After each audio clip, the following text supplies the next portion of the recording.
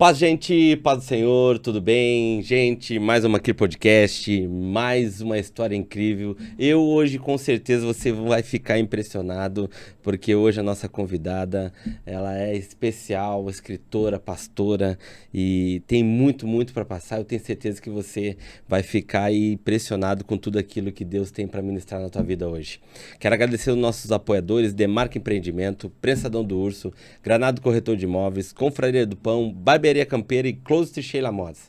Você que quer se tornar nosso apoiador, por favor, vai estar passando as nossas redes sociais aí, vai ser um prazeraço ter vocês com a gente. Já aproveita, por favor, se inscreva no nosso canal, vai lá, compartilha, aciona o sininho e o compartilhar que é o importante, gente, porque o intuito do podcast é que você consiga ajudar a gente a levar essa mensagem de que Jesus é aquele que cura, liberta e salva. Esse é o intuito do podcast. Quero agradecer demais também as mensagens que têm chegado pra gente, mensagem fora do país, mensagem do nosso Brasilzão, que vem mandando pra gente, dizendo que são tocados. Já tem até apelido o podcast, dizendo que é uma Kirflix, porque estão maratonando aí nos vídeos. A gente fica feliz demais, gente. Muito obrigado. Que Deus abençoe muito vocês. Gente, como eu falei, depois do comercial, fica aí porque você não vai se arrepender. Eu sou o pastor Diogo Rosa, vou estar junto com vocês nesse episódio Maquir Podcast.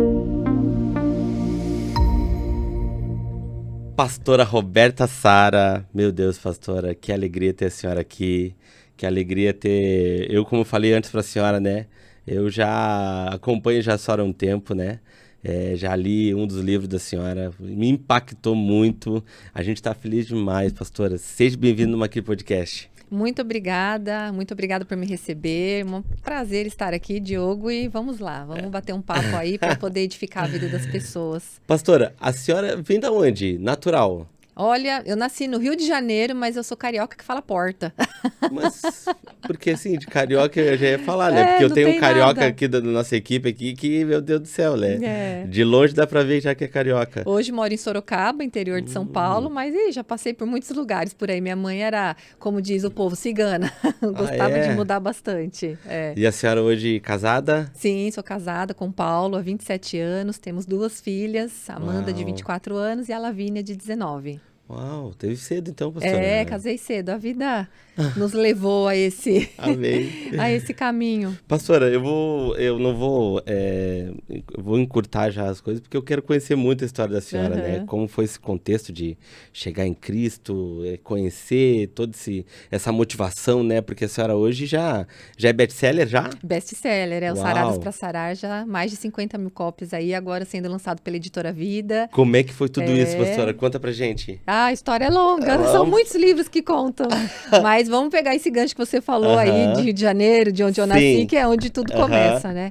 A minha mãe, ela engravidou de mim com 16 anos de idade, ela era uma adolescente órfã. A mãe dela tinha falecido quando ela tinha 9 anos e o pai era alcoolista e os filhos, cada um ficaram por um canto. Ela era da leva dos menores, ela e mais 2, e ficou morando em casa de um, casa de outro. Cresceu também nesse contexto não ter uma estrutura familiar, de não ter uma estrutura emocional. Dentro dessas questões dela ficava um pouco aqui, um pouco para lá, ela ficava um pouco na casa de uma irmã que morava em São Paulo, na Grande São Paulo, e uma outra irmã que morava no Rio de Janeiro. E nessa jornada, ela acabou trabalhando num restaurante lá no Rio de Janeiro. Entendi. E o dono do restaurante, que era um homem 20 anos mais velho que ela, acabou violentando ela sexualmente, e foi nesse contexto que minha mãe engravidou de mim, aos 16 anos de idade. Então, por isso que eu nasço no Rio de Janeiro, porque a minha mãe estava entre essa ponte. Ora ela ficava em São Paulo, ora ficava no Rio. Entendi. Em São Paulo, na casa da irmã dela que ela morava, tinha uma vizinha ali, que era uma mulher muito bondosa, que minha mãe gostava dela, ela gostava da minha mãe, ela às vezes acolhia minha mãe, e a minha mãe tinha um trelelezinho ali com o filho dessa mulher.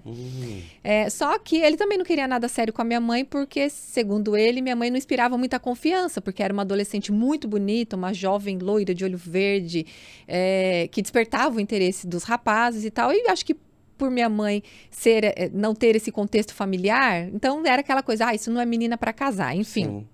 Então, eles tiveram alguns encontros, e aí a minha mãe, no desespero da questão dela estar grávida, imagina isso no contexto de como ela engravidou, ela até tentou falar para o meu pai biológico para ver se, de repente, ele ia assumir, ou porque ela era funcionária dele, então pensou talvez que de repente tivesse alguma possibilidade dele consertar aquela situação ali que ele fez. Mas ele, de maneira alguma, obviamente que ele só queria os momentos de prazer mesmo, até porque eles saíam com muitas pessoas, assim, era o estilo mesmo dele, e ele deu dinheiro para minha mãe abortar. E a minha mãe, naquele desespero também, ela tentou o aborto, porque ela estava sozinha, sem ninguém. Mas Deus já tinha um plano sobre a minha vida, né? A palavra de Deus diz, lá em Salmo 139, que o Senhor nos entreteceu no ventre da minha mãe. Então, apesar das circunstâncias da vida e as circunstâncias terrenas contarem a história de que eu sou, por exemplo, fruto de um estupro, não. Eu creio que eu sou fruto da vontade do meu Pai, do meu Criador. E foi isso que me curou. Foi essa verdade que me curou, mas isso muitos anos depois. Porque a gente vive e sente de acordo com o que a gente percebe da nossa história, de acordo com o que é contado, de acordo com o que a gente sente nas vivências. Exatamente. Né?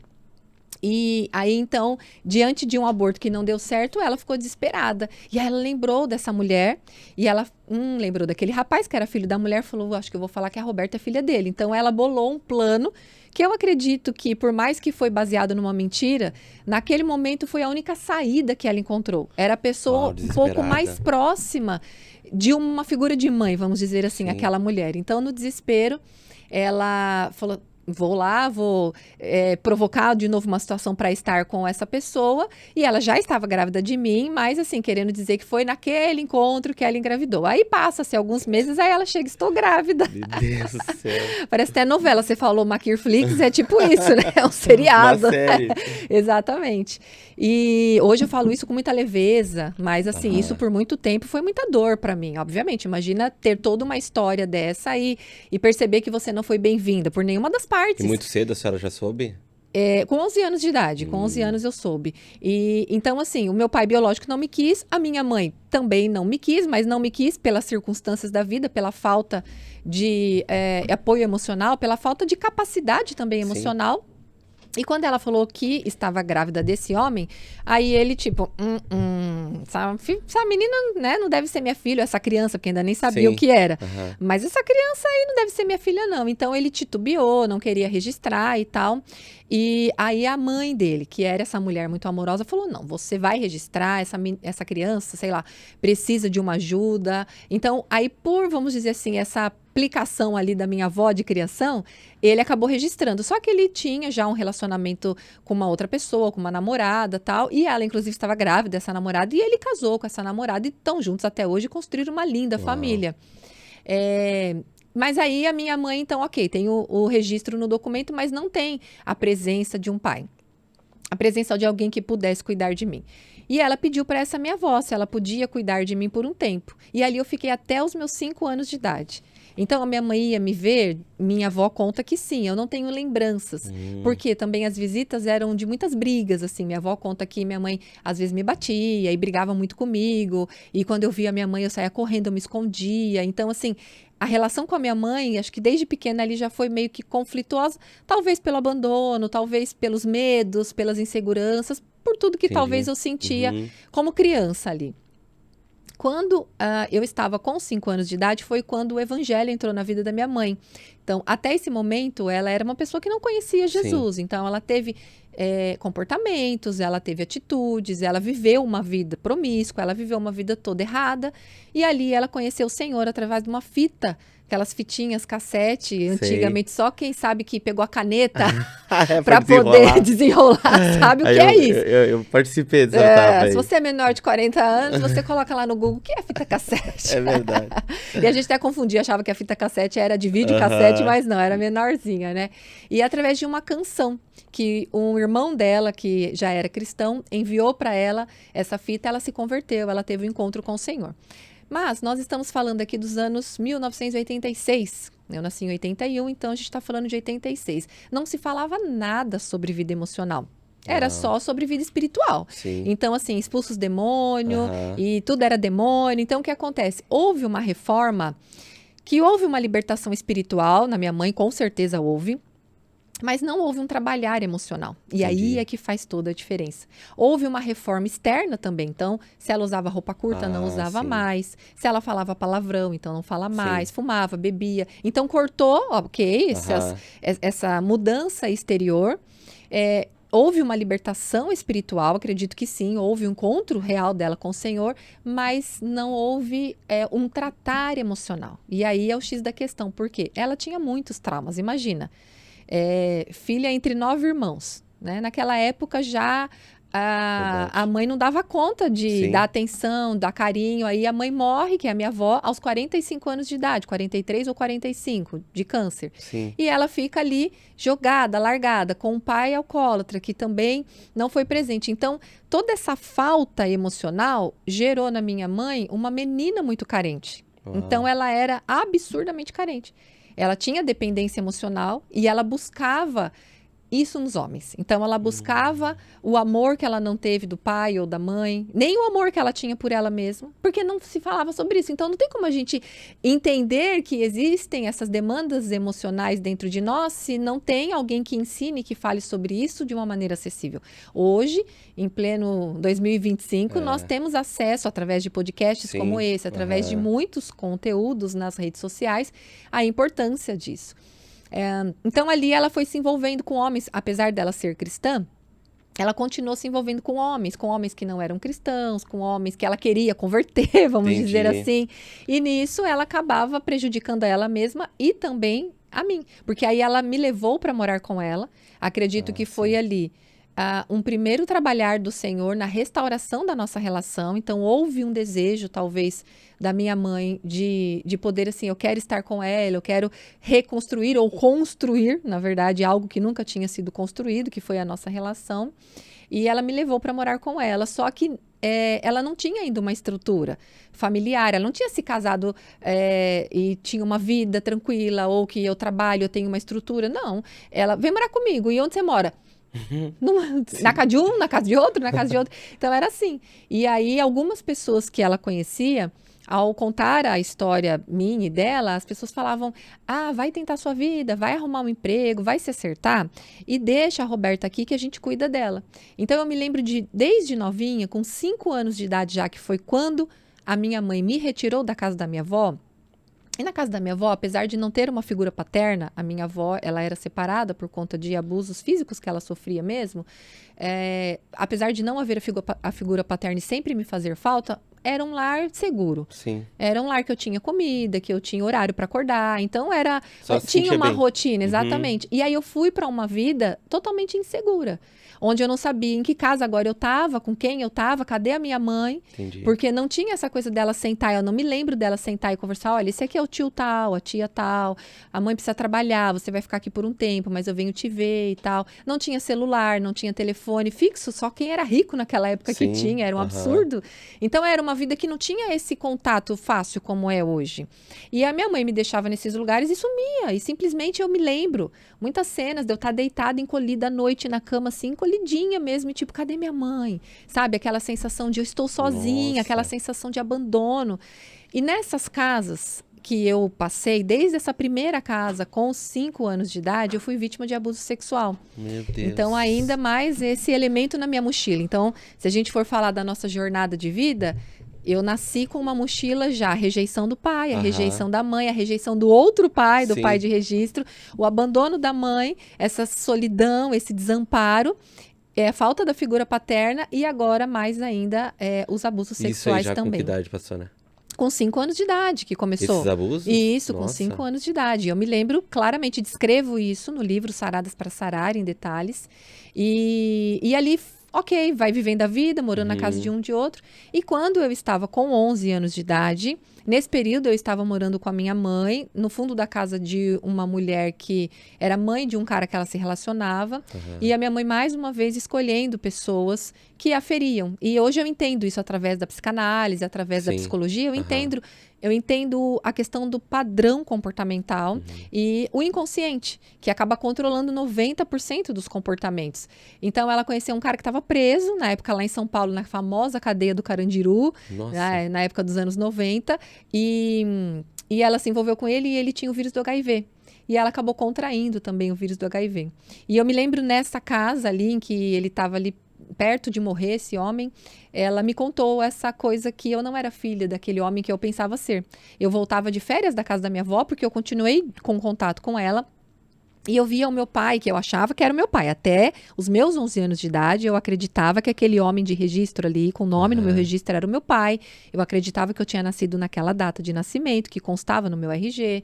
E já sentia a dor e a rejeição de um homem que não ia me ver, que não se importava comigo, que exatamente. Tinha a família dele, construiu a família dele, ok. E aí eu vi esse meu pai tendo um gesto de carinho com uma irmã, que é aquela que a namorada dele estava grávida, que era muito próximo à idade. A gente tinha uma diferença de 6 meses de idade, mas eu achava que ela era minha irmã de sangue também. E vi ele tendo um gesto de carinho um momento ali, aquilo me feriu muito. Eu falei, poxa vida, por que ele dá colo para ela, carinho para ela e eu não?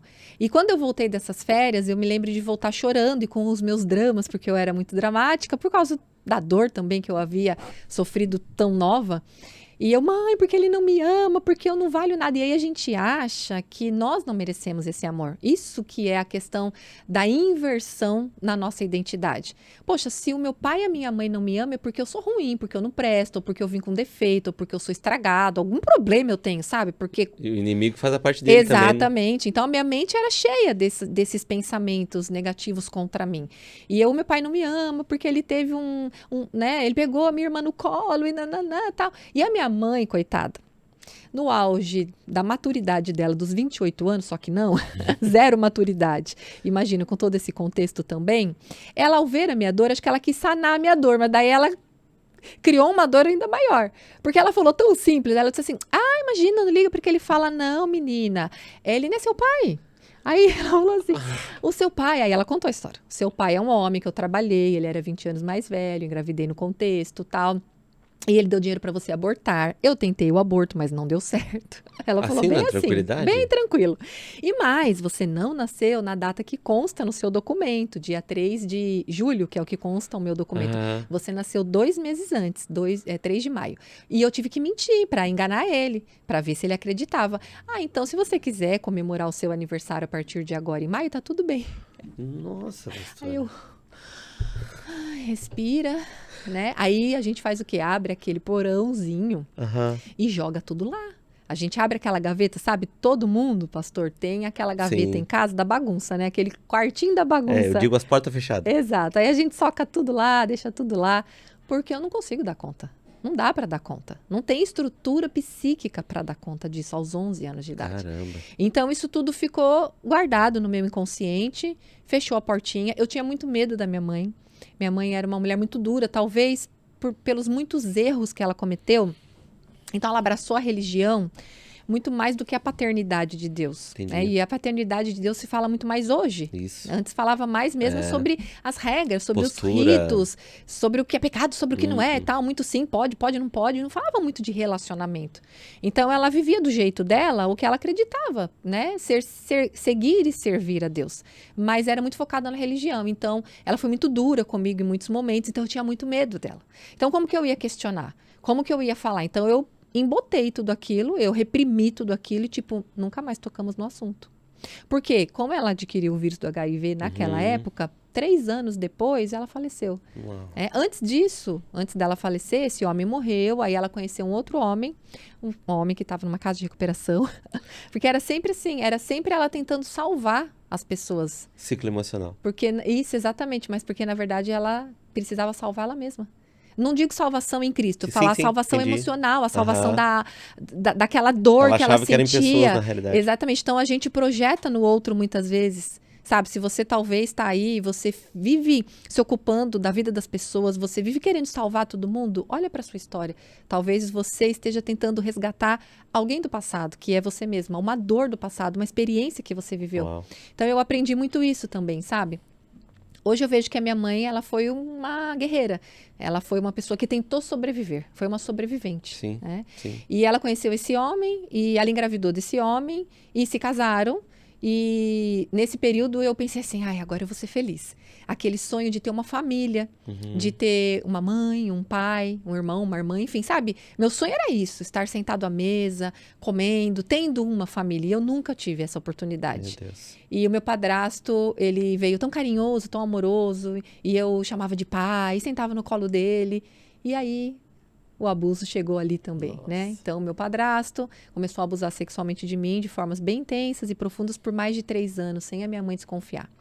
Mas chegou um dia muito fatídico, uma noite, e eu acordei pela manhã. Eu sempre via ele indo no quarto e de cueca, e ele sai correndo. E aí eu falava pra minha mãe no dia seguinte, mãe, mas por que o fulano de tal fica indo lá no quarto de cueca e tal? Aí eu tinha um sono muito pesado como adolescente, né? Não sentia, não sabia, não tenho memórias assim do que ele fazia.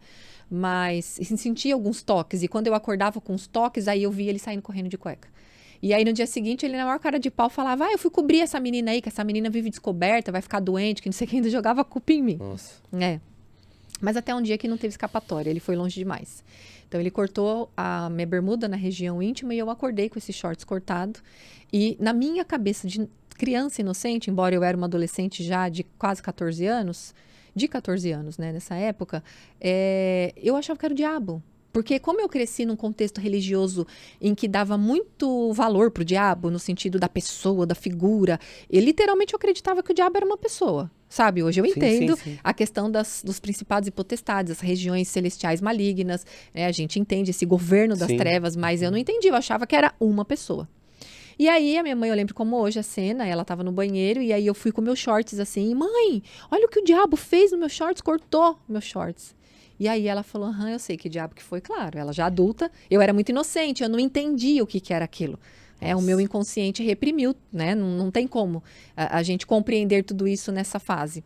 Aí eu só percebi que teve uma revolução em casa, e chega pastor, chega pastora, diácono, um monte de gente da igreja, e o povo tudo reunido lá. E minha mãe falou, pega sua irmã e vai pra fora. A gente morava num apartamento, e eu lembro que fiquei na escada, assim, do apartamento com a minha irmãzinha lá fora, no pátio, e ninguém me chamava, e eu já tava aflita, angustiada, o que aconteceu?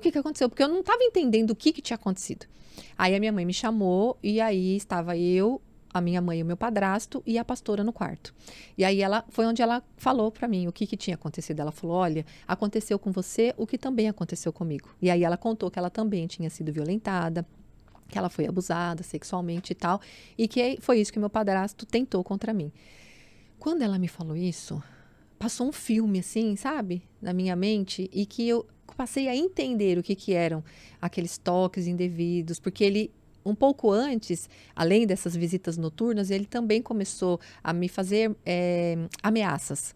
Tipo, eu quero te dar um abraço, eu quero te dar um abraço por trás, eu quero não sei o quê. E eu não entendia algumas questões assim. É muito íntimo mesmo, Meu sabe? Deus. Mas o Senhor trouxe essa coragem para eu tratar desse assunto, porque as pessoas, ao não falar esse assunto, o que está acontecendo? Continua, pastor, crescendo o número de abusos. Então, hoje, Deus me fez uma voz mesmo, em defesa das crianças, em defesa, sabe, lutar contra o abuso mesmo. Então, tem que ser falado. Tem coisas que, apesar de serem assuntos indigestos, e inclusive que as próprias redes sociais, às vezes, bloqueiam, né? São assuntos que precisam ser tratados e falados, porque nós precisamos... E isso é o quê? Meu padrasto era diácono da igreja. Nossa. Então, a gente vê isso dentro da igreja. Não estou falando coisa fora da igreja, né?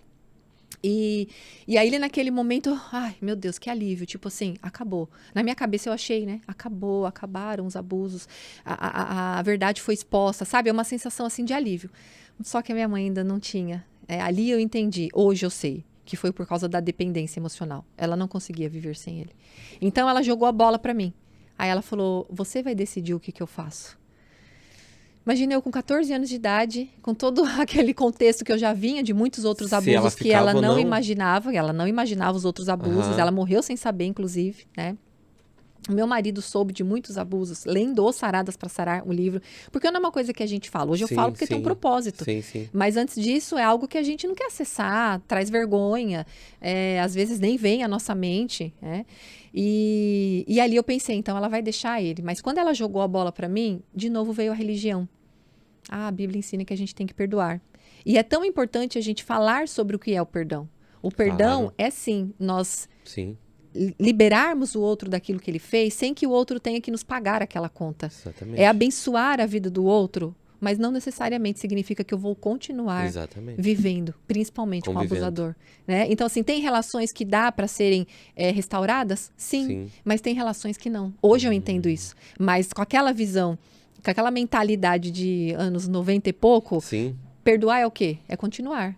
E aí eu falei para minha mãe, a Bíblia ensina a perdoar, então perdoa. E acho que ela também por conta da falta de posicionamento dela, porque ela não se posicionou ao meu favor ali. Ela não conseguiu, né? Por conta dessa dependência, dessa necessidade que ela tinha dele também.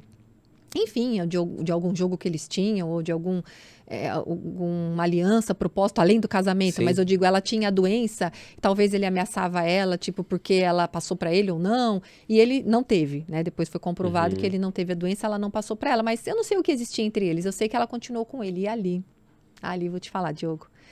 Ali, um pouquinho de amor próprio, ou um pouquinho de senso de valor, de merecimento que eu podia ter, bem pouquinho.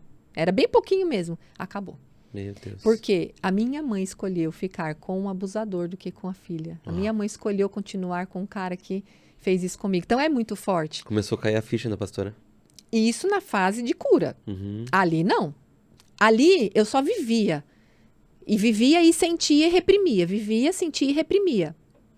E a conta veio. Aos 30 anos de idade que veio a conta de tudo isso que eu vivi, entendeu? Porque quando a gente vive, a gente não consegue elaborar. O adolescente ele ainda não tem o senso de juízo formado. Sim. Então, leva um tempo para a gente compreender que tudo que a gente viveu tem consequência. Então, naquele momento, eu só falei para ela, então eu não quero mais ficar sozinha com ele dentro de casa. Aí eu fiz uma exigência. Pelo menos isso eu consegui me posicionar. E aí eu passei a ficar na casa da minha tia, porque ele não trabalhava, ele ficava o dia inteiro em casa, enquanto minha mãe trabalhava. E depois, um pouco depois, minha mãe ficou doente. Acredito que isso abalou, assim, o emocional dela. Tanto que aí ela adoeceu, teve câncer. E por conta do vírus do HIV, ela não conseguiu responder ao tratamento de uma maneira mais eficaz. E ela acabou falecendo aos 32 anos de idade. Nossa, então, a gente está falando, né, de escolhas. Mas que escolhas? Sendo que eu não escolho porque parte do que são as minhas escolhas estão contaminadas pelos traumas que eu vivi. Meu Deus. Por isso a importância de cura emocional. Porque quando eu curo em Cristo as minhas dores, aí eu vou escolher conscientemente. Eu não vou escolher contaminada pela dor que me rege, pela dor que me governa. Eu vou escolher porque eu entendo qual é o propósito de Cristo para a minha vida, qual é a vontade de Deus para a minha vida. Então, essa é a diferença. E ali eu me vi perdida, porque apesar de eu ter vivido uma relação bem difícil com a minha mãe, bem faltosa, bem desamparada e tudo mais, era minha mãe. Sim. Era a única referência ali que eu tinha de alguém que eu saía ali de dentro, né? E foi muito difícil para mim, aos 14 anos, quase 15 anos de idade, perder a minha mãe. Tinha a minha irmãzinha que morava com a gente, e aí a minha mãe também, ao saber do abuso, ela exigiu para a irmã dela, que foi a minha tia que cuidou da gente por um tempo, que a minha irmã não ficasse com ele, que ela tinha medo também de que ele abusasse. E aí depois que a minha mãe morreu, eu tive coragem de falar do abuso, e a minha tia mandou ele embora. A minha tia já teve uma atitude diferente da minha mãe. Sim. Ela mandou ele embora, ele foi embora para a terra dele, lá para a cidade dele, e depois eu só ouvi, uma vez que eu fui para ele assinar a tutela da minha irmã, que foi passada para mim quando eu casei. Aí eu assumi a responsabilidade da minha irmã, então eu fui mãe da minha irmãzinha já aos 12 anos de idade, porque antes mesmo da minha mãe morrer, quando ela teve minha irmã, ela falou, eu tive para você cuidar, porque ela já sabia que ela tinha doença e que ela poderia morrer. Então ela foi me treinando, vamos dizer assim, para eu assumir essa responsabilidade, e assim foi. Ela morreu e aí eu pensei em morar com meu pai. Aquele pai de registro. Porque Entendi. lembra aquela história? Sim. Ficou guardada na gavetinha, ficou guardada no porão. Então, nada a ver. Não tem por que mexer. Não tem por que mexer, eu nem lembrava. Meu pai é aquele homem, então vou lá, lembrei da minha avó. Falei, vou morar com meu pai. Fui passar as férias na casa da minha avó, na verdade, e a minha madrasta fez o convite. Ela falou, Rô, você não quer vir morar com seu pai, para vocês se conhecerem, dar uma oportunidade e tal. Aí eu falei, eu quero, porque lá eu vi o quê? As minhas primas, a minha irmã, vivendo uma vida comum. Adolescentes comuns, que estudam, que saem, que têm amigos, e eu era uma adolescente que já estava num relacionamento abusivo, eu tinha um namorado, que esse namorado era extremamente ciumento, a ponto de colocar um cara para me seguir com arma, para eu voltar com ele. Então, assim, eu tava repetindo o padrão da minha mãe. E eu queria fugir daquilo, de certa forma, sabe? Só que eu não tinha nenhum conhecimento. Não se falava sobre relacionamento tóxico, não se falava sobre padrão abusivo. A gente não tinha conhecimento. Por isso que é tão bom conhecimento. Pra gente poder se libertar dessas questões.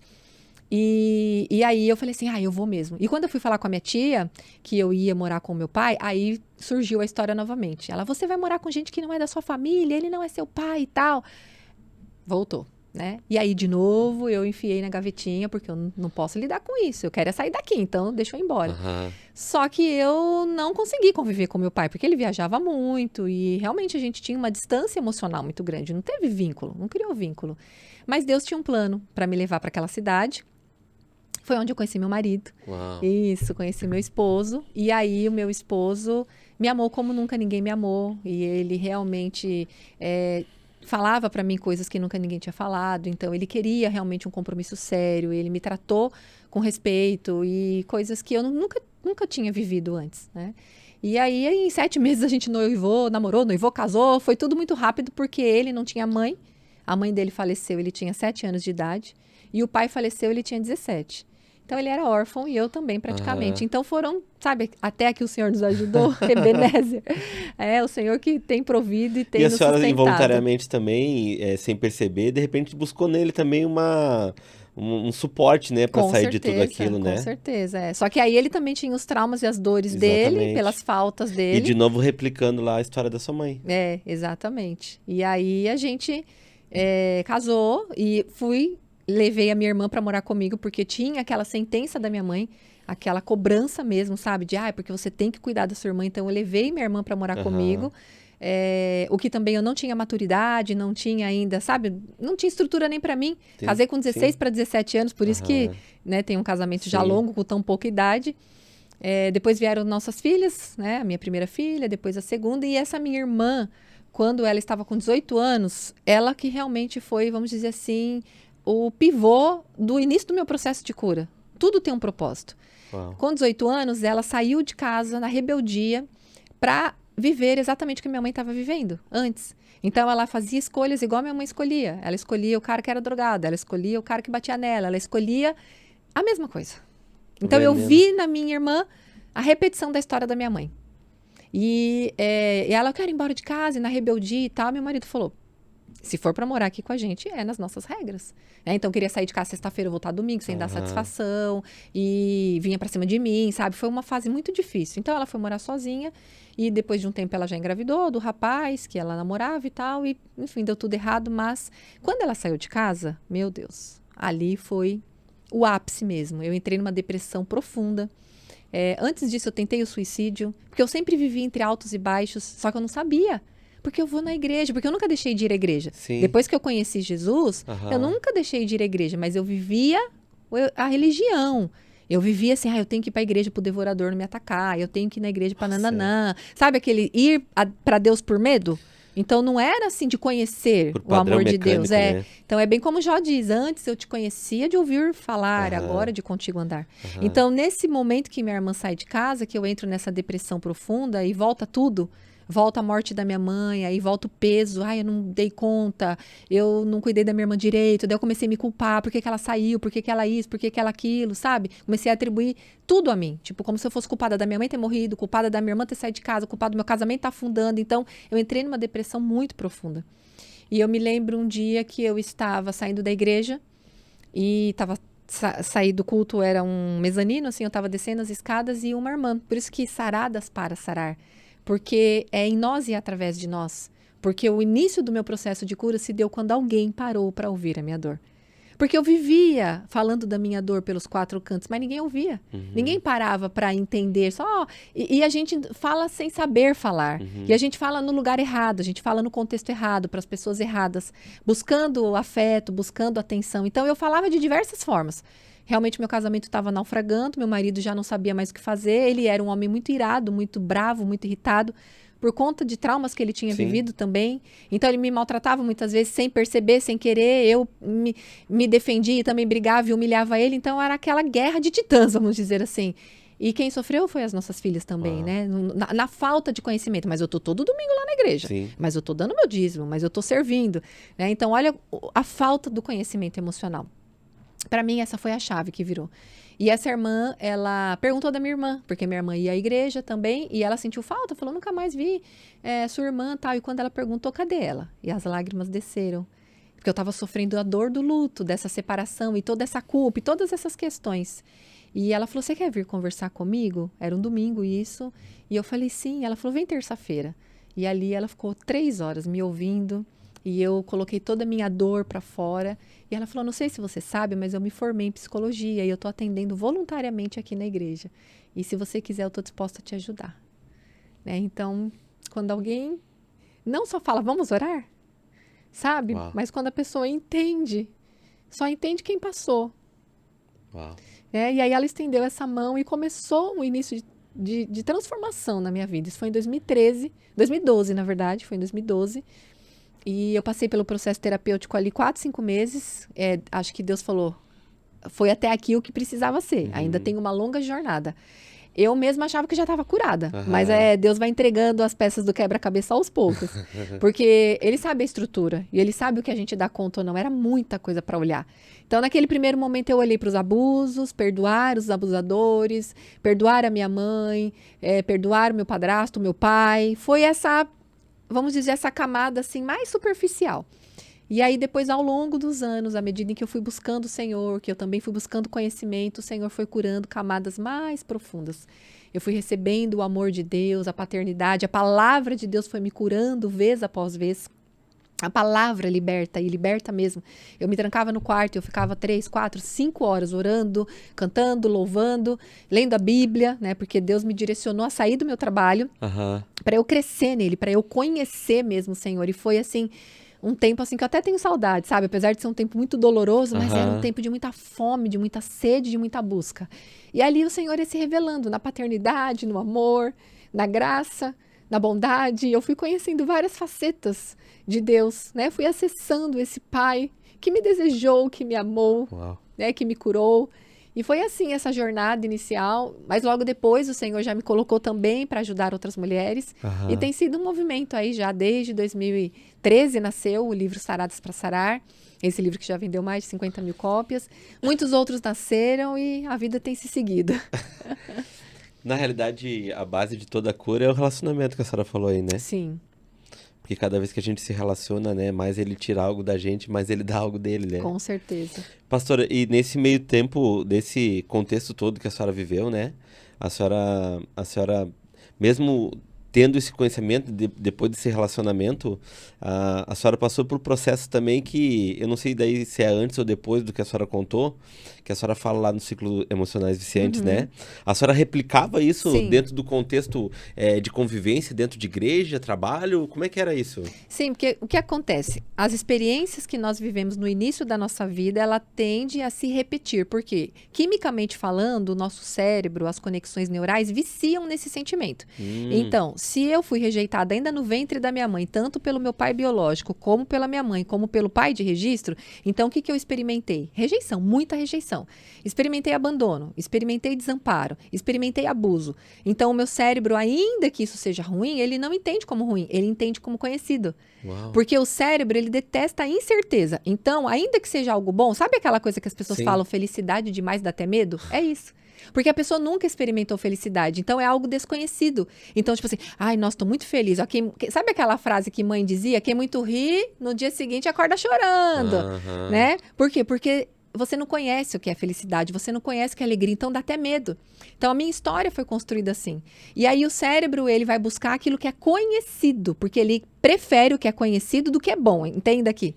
Entendi. Né? Se ele conheceu o que é bom e viveu no que é bom, ok. Mas se ele não conheceu, então ele vai preferir o que ele já conhece, que é mais confortável para ele, ainda que seja uma dor muito grande, porque está acostumado, do que uma coisa boa que ele nunca viveu.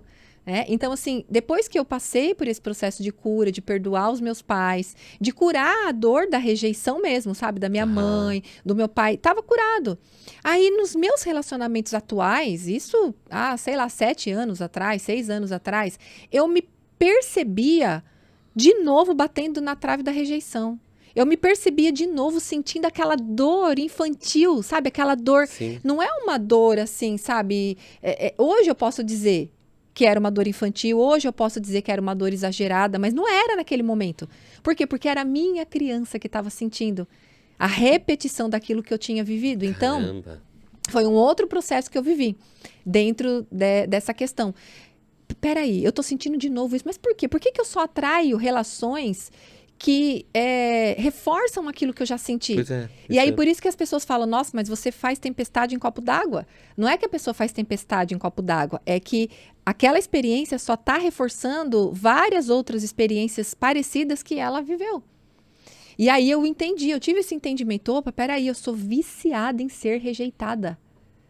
E Deus falou claramente no meu coração que eu tinha o vício da rejeição e tantos outros vícios que ele foi me mostrando que nasceu o livro Ciclos Emocionais Viciantes por conta dessas questões. Aí eu entendi, eu provoco, a gente atrai, olha que loucura. Né? A gente busca, a gente se coloca nessas situações. Então ter esse entendimento me fez, opa, peraí, então agora eu preciso amadurecer nisso e eu preciso entender que quem precisa dar esse amor para mim?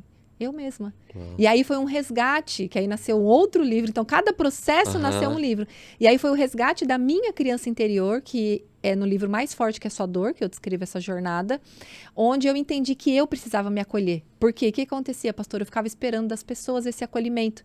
E aí as colegas de trabalho eram competitivas e pastoras e, sabe, pessoas assim que... Até eu palestrando já, quantas pessoas que eram hostis, que não eram... Porque não é todo mundo que é agradável. Infelizmente, no meio cristão, nós encontramos pessoas que vê você como concorrente. Mundo real. Exatamente, né? Não muda nada. E aí eu me sentia assim, mas por que ela não falou comigo? Por que ela me tratou assim? Mas... Entendeu? Aí eu voltava para aquela dor da criança. Porque eu estava esperando o que eu não recebi da minha mãe nem do meu pai dessas pessoas. Caramba, orfandade pura. Total. Aí quando eu entendi que eu já tinha recebido do pai, de Deus, isso eu não tinha dúvida. Eu já tinha sido curada, o amor de Deus, só que tipo assim, por que ainda tem isso aqui? E aí Deus falou no meu coração, porque agora você precisa se dar. Então é o amor de Deus e é o meu amor por mim, porque Jesus vai falar o quê? Amar a Deus sobre todas as coisas e ao seu próximo como a ti mesmo, é a mesma balança. Então eu era muito boa em amar as pessoas, em fazer tudo para as pessoas, em dedicar minha vida, em servir, em aconselhar, fosse de madrugada, fosse de manhã, fosse no domingo, a hora que fosse. Eu estava sempre disponível para o outro, mas eu nunca estava disponível para mim. E eu aprendi que antes de nós aprendermos a escutar o outro, eu preciso escutar a mim mesma. Né? Então, aí eu fui numa jornada de realmente resgatar o amor próprio, de construir a minha identidade, agora no sentido eu comigo mesma, que eu como filha de Deus eu já sabia, mas quem é a Roberta para a Roberta? Porque eu também preciso ser minha melhor amiga. Eu preciso acreditar em mim, porque se eu não acredito em mim, como que eu vou colocar em ação o que Deus me deu? Eu preciso acreditar que Ele acreditou em mim. Exatamente. Né? Que tem muita gente que fala assim, porque eu... E aquele, sabe, aquela coisa de, sabe, de você se colocar para baixo, de você se inferiorizar. Não adianta isso daí. Se você faz isso, você não vai entregar a potência que Deus te deu. A gente sempre vai segurar, assim, com medo, sabe? De tipo, eu percebia isso, que às vezes eu sentia como um vulcão dentro de mim que Deus colocava, que parecia que eu era capaz de voar. Quando eu estava nos meus momentos com Deus, assim, uou, tal. Só que quando eu estava diante das pessoas, por quê? Porque eu não acreditava em mim. E porque eu achava que era pecado. E aí eu comecei a entender, peraí, eu preciso acreditar em mim. Eu preciso acreditar que Deus me escolheu. Eu preciso acreditar no que Deus confiou a mim. Preciso acreditar que Ele me viu capaz. Eu mesma não me vejo. Mas eu preciso acreditar que Ele acreditou em mim. Então, aí, esse processo de resgate comigo mesma é o que realmente tem sido essa parte final. E o espiritual, pastora, nesse meio todo aí, principalmente da parte negativa, porque, assim, dentro do contexto da senhora, né, de se amar a si mesmo, de acreditar que realmente tudo aquilo que Deus disse que a senhora ia fazer ou ser, foi um processo, mas ao mesmo tempo existiam as vozes negativas, as vozes que simplesmente... Como é que foi lidar com isso aí? Porque hoje o que mais acontece na vida, principalmente dos adolescentes, né? É acreditar exatamente naquilo que todo mundo diz assim, você vai ser aquilo que Deus disse. Mas daí vem lá o capiroto e diz assim, não, você não nasceu para isso, você é isso, você é aquilo. Com a senhora, foi uma forma natural, principalmente se relacionando com Deus? Foi a palavra de Deus. Amém. Então, assim, a cura no acreditar tanto em mim, no acreditar no que Deus tinha me confiado, foi a palavra de Deus. Foi estudando a palavra, foi lendo a palavra, foi... Revelação. Exatamente, foi... entendendo que o Senhor me escolheu para um propósito, foi trazendo a palavra mesmo, declarando, inclusive a palavra de Deus. Jeremias 1:5 vai dizer, né, que o Senhor, ele escolheu antes mesmo de nos trazer ao mundo, que ele tem um propósito, que designou Jeremias para profeta das nações. Então, lendo a história de Jeremias, eu me identifiquei. Lendo a história de Gideão, que eu sou o menor da minha casa, me identifiquei. Então, assim, várias histórias bíblicas, né, até mesmo que tem a ver com o seu podcast aqui, né? Que é a história... Isso, entendeu? Também me identificava, quem sou eu? Um cão morto, tal. Então, eu sempre me identificava com esses personagens que não se viam como nada, assim. Só que aí eu, lendo a palavra, eu ia, poxa, não, sabe? Não é esse lugar que Deus quer nos deixar. Não é neste lugar de desamparo, esse lugar de eu não sou nada, eu não sou ninguém. Então, lendo a palavra, eu também ia combatendo aqueles pensamentos que muitas vezes vinham. E entender que... Por que existem esses pensamentos? Porque, na verdade, e você sabe que a parte da psicologia me ajudou muito também, porque eu sou uma pessoa muito curiosa. Que eu gosto de entender, tá? Mas por que isso? Parece que eu não consigo mudar enquanto eu não consigo entender o porquê que aquilo está acontecendo. Então, eu comecei a compreender, mas por que tem esses pensamentos? É só ataque das trevas? Porque, assim, se é ataque das trevas, você fala em nome de Jesus e lança fora, lança fora. Mas por que fica? Por que tem hora que, tipo, você expulsa e não vai? Aí eu entendi. De novo, pela neurociência. O que acontece? Como, de novo, confortável, de novo, seguro. Por exemplo, ir num podcast. Não vai num podcast. Você não vai conseguir falar. Você não nasceu para isso. E vai dar ruim. Por quê? O cérebro com medo do novo, com medo do desconhecido. Então, ele prefere contar essa narrativa a ter que demandar uma energia, eu vir aqui, eu romper barreiras, sabe? Eu vencer os meus medos, eu estar diante de uma câmera, você entende? Então, assim, para o cérebro de alguém que viveu com muita rejeição, ele fica assim, tipo, um gato arrepiado, tipo, o medo da crítica, então, tudo que vai gerar, por exemplo, uma exposição, não, esse lugar não é seu, o que vão falar de mim e tal, então, assim, não é só o diabo, tem, sim, a questão dos ataques das trevas, sim. Mas não é só isso. Tem também as narrativas internas. E a gente precisa mudar essa narrativa interna. Como que eu mudo essa narrativa interna? Então, é eu declarando a palavra, porque a palavra de Deus tem poder, e eu acreditando na palavra. Então, eu preciso crer no que a palavra diz. Eu preciso crer no testemunho interior. Amém. Porque, assim, eu sei do que Deus me falava no secreto. Eu sei das visões que Ele me dava sobre o meu propósito, sobre o meu chamado. Então, eu precisava crer nisso. E, claro, teve muitas vezes que eu titubeei, é óbvio. Teve momentos, e não que eu duvidei, mas que eu duvidei de mim. Por isso que eu falo, eu nunca duvidei do Senhor. Eu nunca duvidei das promessas dele, do propósito dele, do que Ele poderia fazer através da minha vida. Mas eu já duvidei muito de mim. E enquanto eu duvidava de mim, é como que se eu não exercesse o que Deus tinha me confiado, como que se eu realmente não tivesse encaixada no lugar que Deus me confiou, porque eu precisava ter coragem para poder ser a pessoa que Deus me fez a ser. Né? Então, assim, mudando essa narrativa realmente interna ali. Entendi. E aí então tá. Então, essas coisinhas que vêm aqui na minha cabeça é porque o meu cérebro tá com medo. E aí eu ia conversando comigo mesma, sabe? Olha, fica tranquila, tá? Vai dar tudo certo. Você só vai lá contar a sua história. Um exemplo que eu trouxe aqui, né? Olha, tá tudo certo, você vai ministrar. Mas você lembra que você já ministrou para 3.000 pessoas no ano de 2019?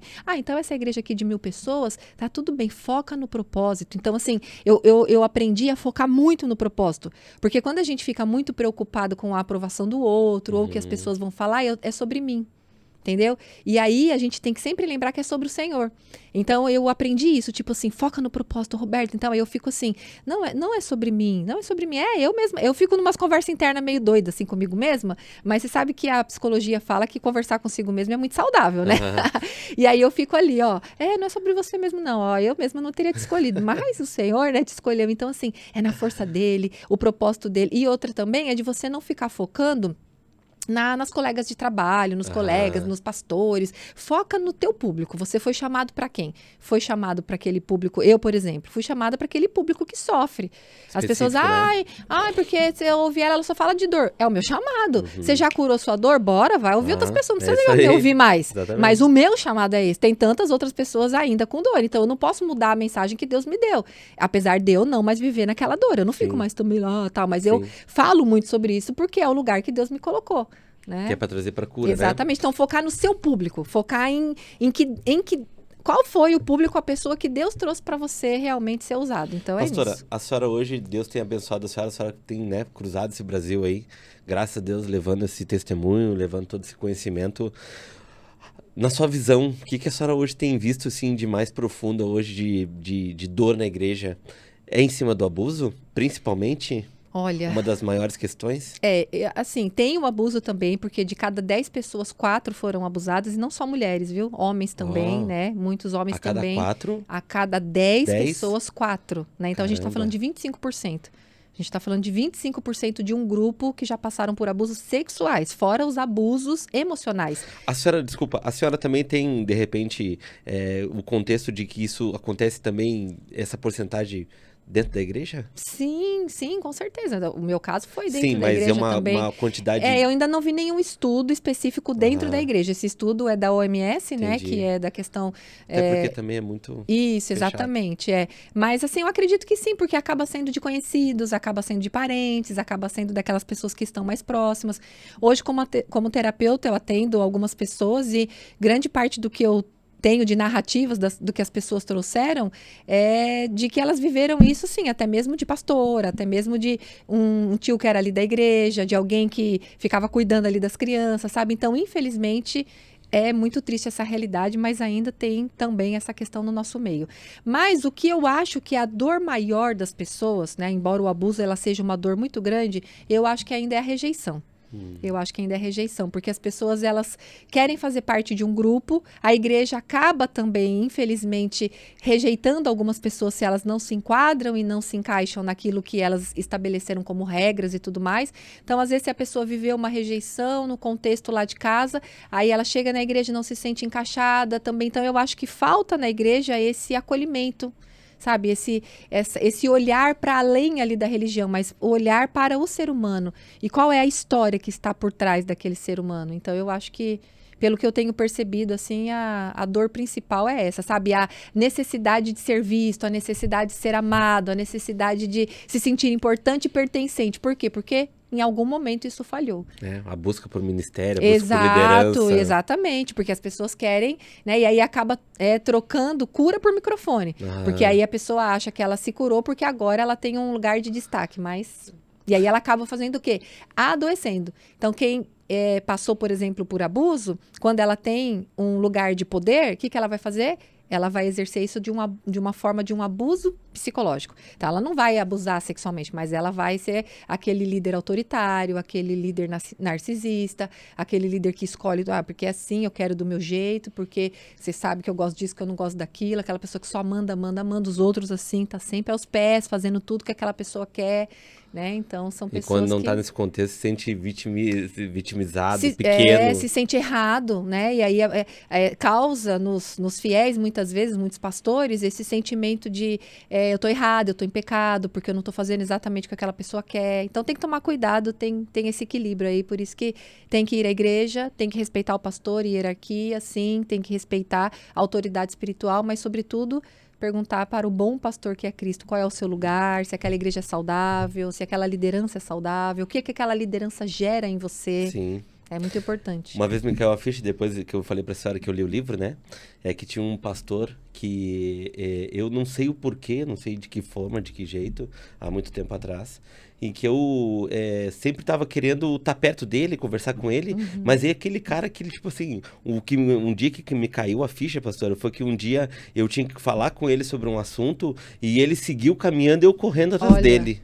Mendigando, né? A atenção, mendigando cara, o afeto. Ali eu tive uma, assim, ó, parece que Deus tirou... sai desse lugar, pelo amor de Deus. Cara, o que tu tá fazendo, cara?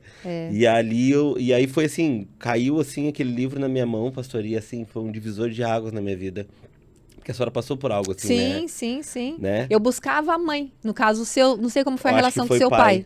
Exatamente. Normalmente a gente projeta nas figuras Exatamente. religiosas pai e mãe, Aham. né? E aí eu buscava a minha mãe. Era uma mulher que ela era pastora e lá na minha cidade renomada. E eu, ai meu Deus, coloquei aquela mulher num pedestal e como ela é maravilhosa. E eu falava do trabalho dela para todo mundo e tal.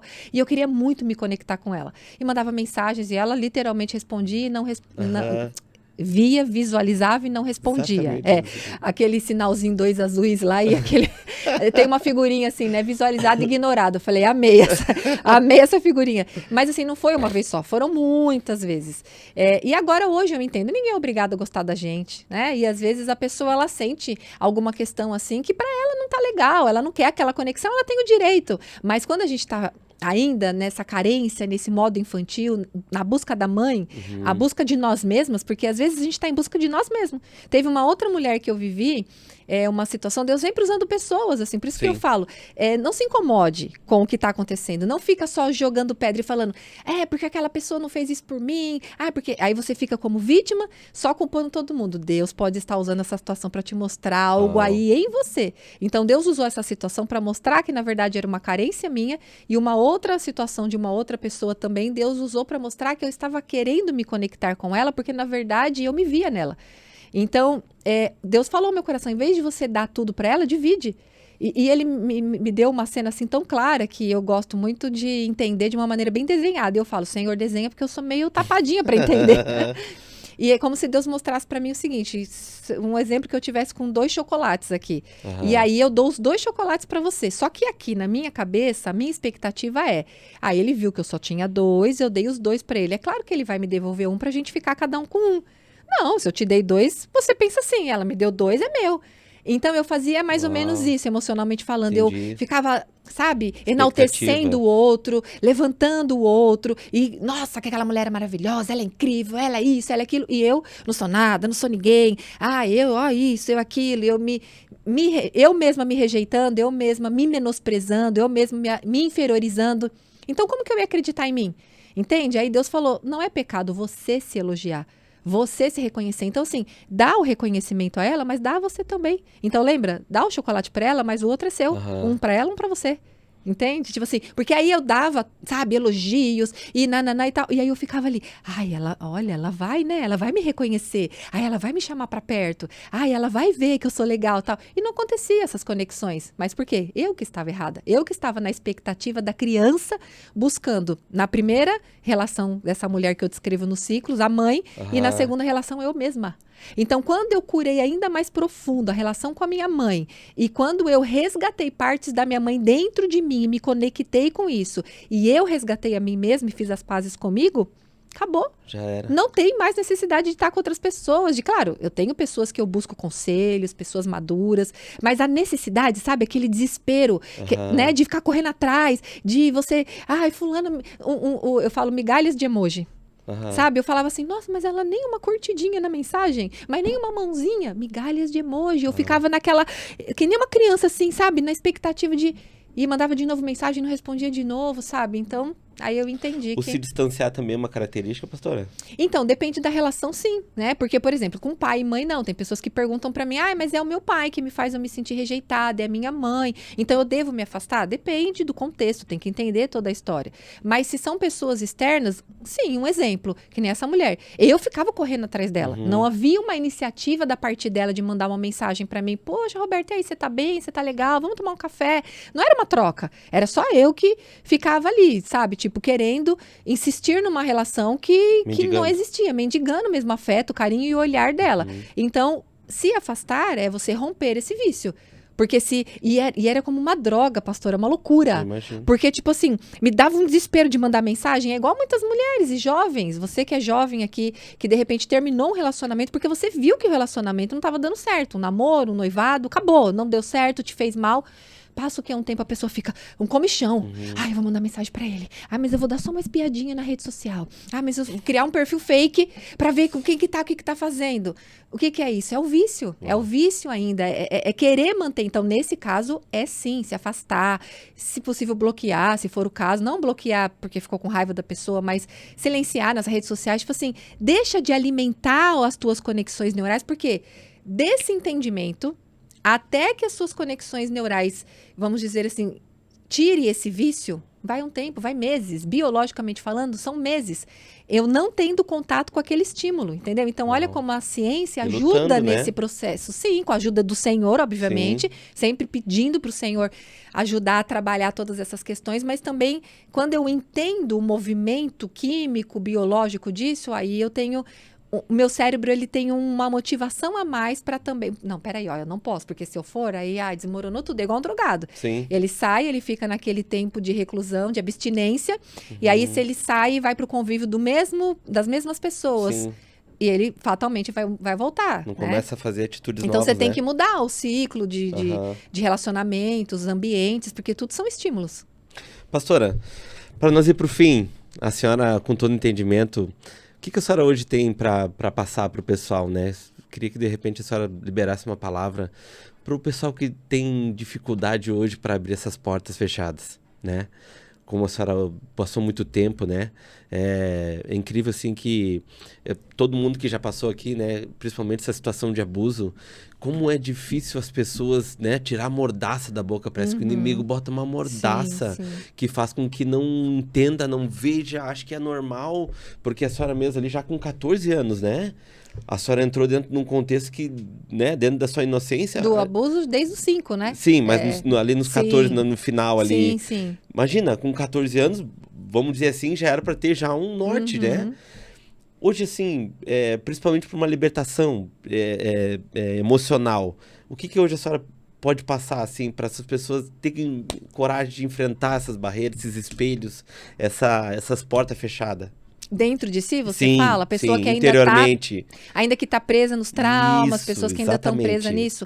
Então, o primeiro ponto é busque ajuda. Amém. Né? Porque assim, nós não conseguimos nada sozinhos. O Senhor nos ajuda através de profissionais, através de, seja pastores, mentoras, pessoas treinadas assim nessa área emocional também. Então, o primeiro ponto é buscar ajuda. Agora, o segundo ponto é colocar acima dessa ajuda o amor do Senhor, o relacionamento com o Senhor. Porque muitas vezes a gente vai em busca dessa ajuda, mas a gente coloca toda a expectativa nessa pessoa. É até legal eu falar um trechinho do que eu conto no Saradas para Sarar, onde quando aquela psicóloga ela cedeu ali a ajuda dela, gentilmente e tal, o que aconteceu naquele momento? Eu coloquei toda a expectativa nela. Entendi. E eu me lembro que na terceira sessão eu já estava querendo desistir, porque ela só ouvia, como era num contexto da igreja, ela atendia ali também como mentora e conselheira, então ela orava comigo, porque a gente sabe que dentro do consultório não pode ter esse tipo de conduta, mas ali na igreja, ela ali como voluntária fazia.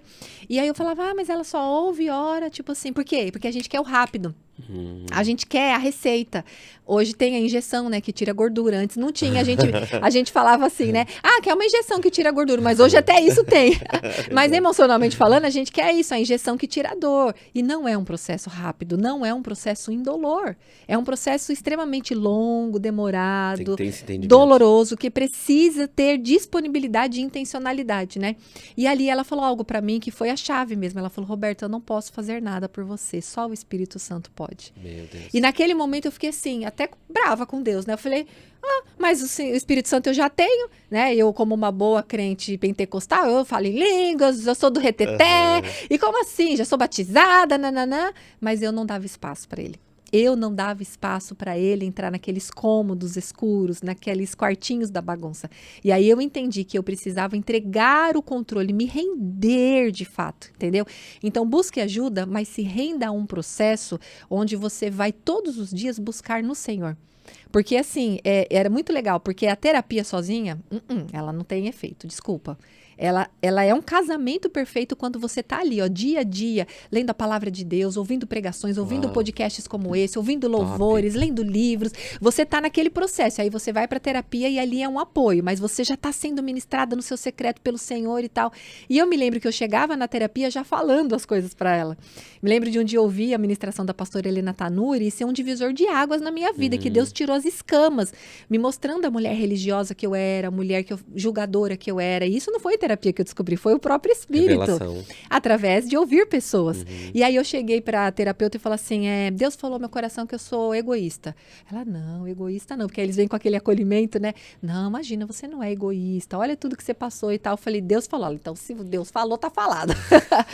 Então assim, você entende como no contexto de terapia, a gente vai sendo acolhido naquilo que é importante, porque tem que ter esse acolhimento. E no contexto da nossa vida com Deus, a gente vai sendo confrontado através da palavra. E só o Senhor sabe confrontar em amor.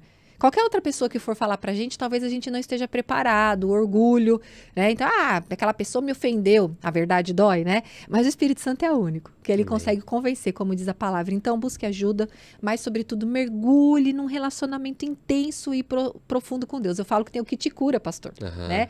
E o que te cura é isso, é você buscar a Deus, é você orar, é você ler a palavra, é você fazer jejuns, é você ir a eventos que trabalhem essas questões, é você ter uma igreja saudável, é você ler livros, é você ter um tempo de adoração, é você se conectar com o Senhor, né? Isso tudo, né, atrelado a um processo terapêutico, é isso aí, o Senhor faz. E sempre entendendo que é colocar qualquer técnica, colocar qualquer teoria, colocar qualquer profissional debaixo do governo do Senhor, porque é Ele quem faz através das pessoas. Pastor, incrível. Meu Deus, incrível mesmo. Foi um prazer, na realidade, aproveitar, vamos falar do livro, né, pastora, por favor. Aqui a gente tá com 2 só, mas tem mais... São quantos, pastora, que a senhora... Olha, eu já até perdi as contas, mas agora eu acho que eu tô com 6 ou 7. Uau! São 2 devocionais. Mas isso veio natural, assim, pra senhora? Ou é em cima de cada episódio que a senhora passa, assim, em relação... Ou a senhora pega tudo e estuda? Até aqui, até antes dos devocionais, foi a partir do que eu vivi. Era muito do que eu tinha vivido, a sede e a fome de compartilhar. Porque Deus...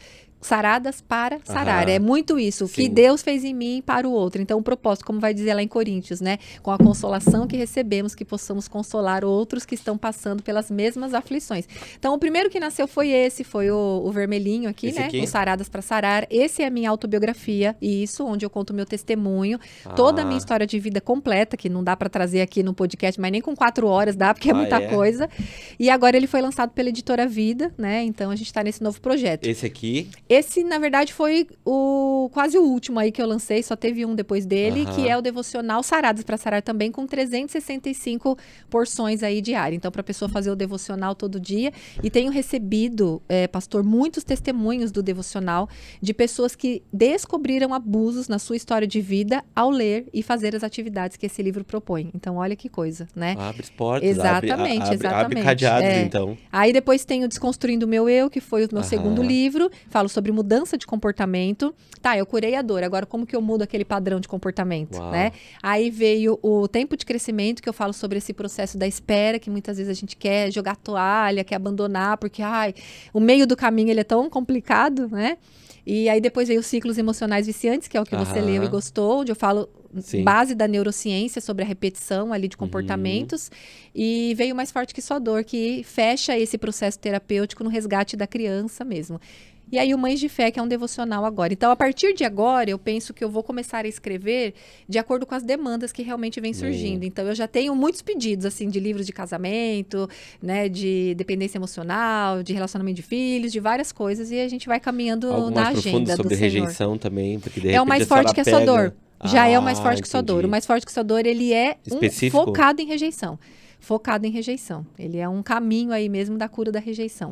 Eu gosto muito do Eurípides também, que fala sobre rejeição e carência. Ele é muito top também. Ai, que legal. Pastora, esses livros, eles estão em todas as plataformas? Só procurar por aí, mas nós distribuímos ele pela Shopee. Mas tem vários distribuidores, vários parceiros aí que estão vendendo aí também. Pastora, obrigado. Meu Deus, que agradeço. A gente vai botar convite. Na descrição ali toda também a função ali porque com certeza é um material rico, muito rico, assim, que vai ajudar muita gente. Mas assim, pastora, obrigado pela disponibilidade da senhora e principalmente pelo sim da senhora. Eu sei que a senhora tem uma agenda, assim, hoje já vai ministrar de novo, né? Mas ao mesmo tempo, essa disponibilidade de ajudar pessoas, eu acho que vai cada vez mais enriquecer o seu ministério, porque eu tenho certeza que hoje, as suas filhas hoje são casadas? Não, tem uma de 24 anos e uma de 19. Então ainda a mais velha está à espera do prometido e a mais nova tá aí já. A senhora renunciou algumas coisas para estar hoje fazendo o que a senhora faz, com certeza. Né? Isso aí agrega muita coisa, né? Sim. O maridão...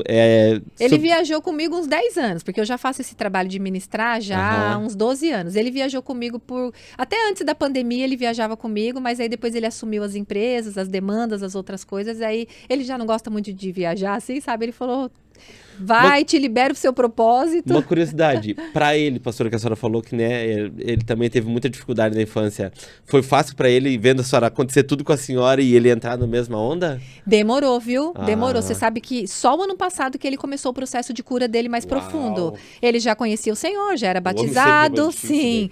Já era batizado e tudo bem. E, tipo assim, esses negócios... E era tão engraçado, porque eu, sendo uma terapeuta, ajudando muitas pessoas, e ele, esses negócios de psicologia é tudo pra doido. Que ele só criticava. E eu ali, Jesus, casa de ferreiro, espeto de pau, tipo isso. Mas no joelho, na oração. Porque ele tinha uma raiva, uma ira, assim, que não tinha explicação. Entendi. Falava, gente, mas sabe, de onde vem isso, né?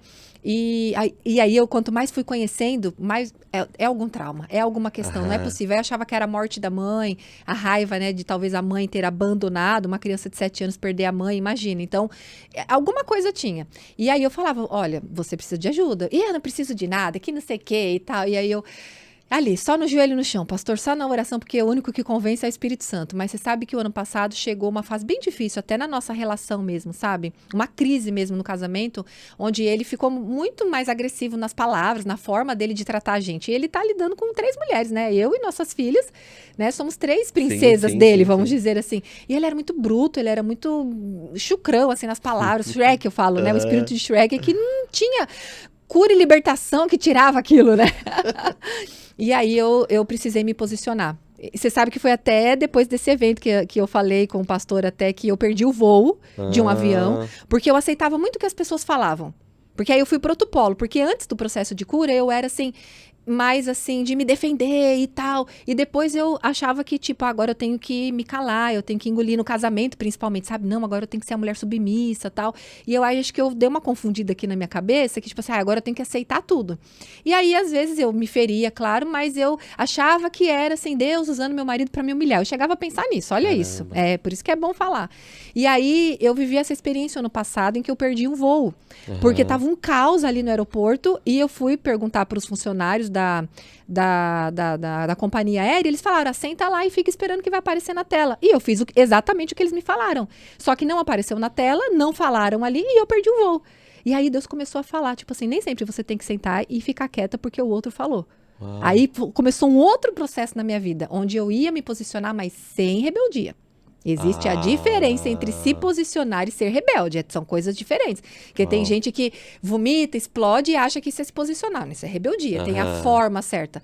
Então, foi aonde também isso reverberou para o meu casamento. Eu consegui me posicionar, falar, olha, agora não vai ser mais assim. Você fala, você bate na mesa e todo mundo fica quieto. Você vai ter que buscar ajuda. E aí, eu fui firme com ele. Consegui ser firme, sem humilhar, sem ofender, sem gritar. Mas sendo firme de um jeito que talvez eu nunca tinha sido. E ali ele foi buscar ajuda. E aí ele começou o processo terapêutico dele. E ele descobriu, e ele abriu isso, eu posso falar, porque ele abriu comigo recentemente no podcast agora. Ele foi meu primeiro entrevistado, que eu também agora sou podcaster também. Quando vocês forem a São Paulo, já está convidado para participar de um comigo. Como é que é o nome, pastora? Histórias que Saram. E aí eu ouço histórias de pessoas assim que realmente vão sarando os corações. Aí ele foi o primeiro entrevistado e ele abriu. Agora, recentemente, menos de 4 meses atrás, ele se lembrou aos 48 anos de idade que ele sofreu uma violência sexual aos 9 anos de idade. Tava brincando na rua, molecada, jogando e perdeu o jogo e aí tinha que pagar tipo um castigo. E aí as crianças pegaram forçadamente ele, levaram no fundo de uma casa, tinha um homem lá, né, infelizmente, né, ali, e um homem adulto que violentava as crianças ali. Então, assim, triste. O que mais me impressiona, pastora, é como isso se apaga, cara. Não, apaga por quê? Porque não dá para dar conta disso. O inconsciente guarda. Só que você vê, apagou, mas a raiva era o sintoma. Por isso que a gente fala, olhe para os sintomas. Na psicologia e na psicanálise, a gente olha muito para o sintoma. Olha para o sintoma. É muita tristeza? É um sintoma. É muita raiva? É um sintoma. Sabe? É muito choro. Exatamente, sabe? É um desequilíbrio emocional, é uma bipolaridade e tal. São sintomas que escondem raízes. Então, né, tem que olhar para isso. E aí ele descobriu a raiz. E quando ele acessou essa raiz, entrou em contato, meu Deus, 80% daquela raiva disfuncional foi embora. Uau. Entende? Então, assim, tem explicação. Por isso que eu falo, homens também façam terapia. Amém. Meu marido demorou, mas quando foi também... Amém. Vou entrar Tá nessa sendo... pastora. Entra, assiste lá. Pastora, obrigado. Obrigada, Meu obrigada. Deus, eu só tenho a agradecer mesmo que a senhora... hoje a senhora vai ministrar, né? Hoje eu amanhã ministro, também, amanhã né? também. É que seja um canal de cura esse vídeo. Compartilhe esse vídeo com o Amém. máximo de pessoas que você puder, porque o que vai para você não pode ficar só em você. Amém. Pastora, que Deus lhe use demais. Amém. Né? Que a senhora, no momento que pegar aquele microfone, já não seja mais a senhora. Amém. Mas que toda cicatriz aí possa transbordar cura para todo mundo lá. Amém. Para a glória de Deus. Obrigado. Obrigada. Manda um abraço para todo mundo lá, para a família. Sim. Tá, Obrigada, pastora? Deus querido. abençoe. Foi um prazer. Gente, eu falei para você segurar aí na poltrona que ia ser incrível. Hoje, se eu posso liberar uma palavra, a gente sempre faz a gente libera uma palavra no final, né? A dificuldade hoje que as pessoas têm de entrar nessa porta, né? E a pastora falou aqui com muita sabedoria sobre essas raízes, sobre algumas atitudes que têm se elevado todos os anos, todos os dias, né? E que você, de repente, chama atenção, mas você não sabe de onde vem, não sabe como vem, não sabe o que fazer. A pastora passou uma solução ali e diz muito claramente assim, primeiro, procura ajuda. Mas diante dessa ajuda, gente, junta esse casamento com um relacionamento com Deus. Porque é isso que vai fazer a grande diferença. Jesus, gente, é impossível ser o mesmo cada vez que a gente chega mais perto de Cristo. Porque Ele é especialista em tirar algo nosso e dar algo dele. Que Deus abençoe a todos. Maquir Podcast.